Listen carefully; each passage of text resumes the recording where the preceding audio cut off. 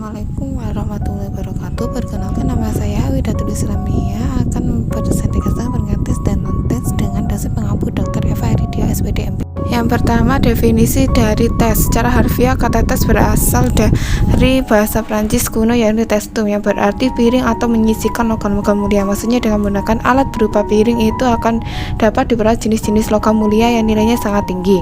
Dan dalam bahasa Inggris ditulis dengan tes, yang dalam bahasa Indonesia diterjemahkan dengan tes, ujian atau percobaan. Tes adalah suatu alat atau prosedur yang digunakan untuk mengetahui atau mengukur suatu dalam suasana dengan aturan yang telah ditentukan. Adapun ciri-ciri dari tes yaitu A. Bersifat valid, B. Bersifat reliable, C. Bersifat praktis. Yang kedua, definisi dari non-tes adalah penilaian atau evaluasi hasil belajar peserta didik dilakukan tanpa menguji peserta didik, melainkan dilakukan dengan melakukan pengamatan atau pencatatan secara sistematis, melakukan wawancara, menyebar angket, dan memeriksa atau meneliti dokumen. Yang ketiga, definisi tes formatif. Tes yang dilaksanakan pada saat berlangsungnya proses pengajaran, khususnya pada saat berakhirnya pengajaran. Adapun pengertian lainnya menurut KBBI, tes formatif adalah tes yang diberikan kepada murid setelah selesai jam pelajaran untuk mengetahui TIK atau tujuan instruksional khusus sudah tercapainya atau belum. Yang keempat, definisi tes sumatif adalah penilaian yang dilakukan pada setiap akhir satu satuan waktu. Di dalam penilaian sumatif mencakup lebih dari satu pokok bahasa yang dimaksudkan untuk mengetahui sejauh mana peserta didik telah dapat berpindah dari satu tempat pembelajaran ke unit pembelajaran berikutnya. Selanjutnya, perbedaan tes formatif dan tes sumatif. 1. Tes formatif dilakukan saat proses pembelajaran unit bertujuan untuk mengetahui perkembangan penguasaan peserta didik terhadap unit. Hasil digunakan untuk dasar pemeriksaan proses pembelajaran unit. Hasil penilaian formatif digunakan dalam penilaian rapor. 2. Tes sumatif dilakukan pada akhir pembelajaran bab bertujuan untuk mengetahui pencapaian hasil belajar peserta didik. Hasil merupakan bukti dari penguasaan materi oleh peserta didik. Hasil dari tes ini digunakan untuk nilai akhir seperti nilai kenaikan kelas dan nilai kelulusan.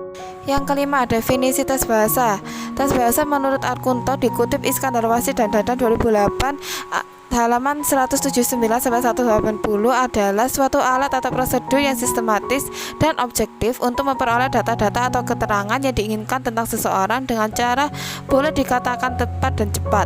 Selanjutnya, menurut Nur Kanca, tes adalah suatu cara untuk mengadakan penilaian yang berbentuk suatu tugas atau serangkaian tugas yang dikerjakan oleh anak atau sekelompok anak sehingga menghasilkan suatu nilai tentang tingkah laku dan prestasi anak tersebut yang dibandingkan dengan nilai yang dicapai anak-anak lain atau dengan nilai standar yang ditetapkan. Tes bahasa sendiri memiliki dua jenis, yaitu secara subjektif dan objektif. Contoh soal dari tes bahasa adalah mengambil contoh tes bahasa secara subjektif, yakni uraian bebas sebagai berikut. Masalah dan kesulitan apa saja yang mungkin harus dihadapi dalam penerapan pengajaran bahasa Indonesia dengan pendekatan konseptual di Indonesia. Yang terakhir, definisi tes kesastraan adalah pada tingkat evaluasi menuntut siswa untuk mampu melakukan penilaian terhadap berbagai masalah kesastraan, baik karya sastra dengan berbagai unsurnya maupun kehidupan sastra secara keseluruhan. Kerja analisis terhadap karya sastra biasanya dilanjutkan dengan penilaian terhadapnya.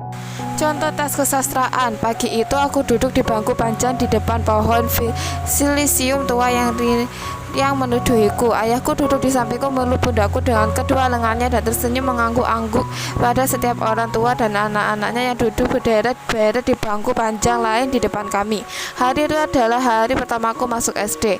Petikan novel tersebut termasuk bagian struktur: A. Orientasi, B. Komplikasi, C. Evaluasi, D. Resolusi, E. Koda. Sekian presentasi yang bisa saya sampaikan. Terima kasih, semoga bermanfaat dan wassalamualaikum.